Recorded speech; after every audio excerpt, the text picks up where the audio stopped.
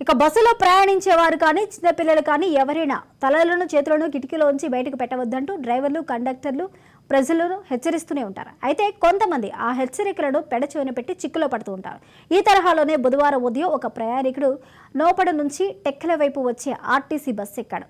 కదల్చడానికి వీలు లేకుండా ఉన్న కిటికీలో తలపెట్టి బయటకు చూశాడు. అంతే, అసలే ఫిక్స్ అయిపోయి ఉన్న ఆ కిటికీలో అతని తల ఇరుక్కుపోయింది. ఇంకేముంది, డ్రైవర్తో సహా బస్సులో ఉన్న ప్రయాణికులంతా నానా తంటాలు పడి అతడి తలను ఎట్టకేలకు క్షేమంగా కిటికీ నుంచి విడిపించారు. దాదాపు 15 నిమిషాలు అంతా కలిసి పోరాడి తలను బయటకు తీశారు.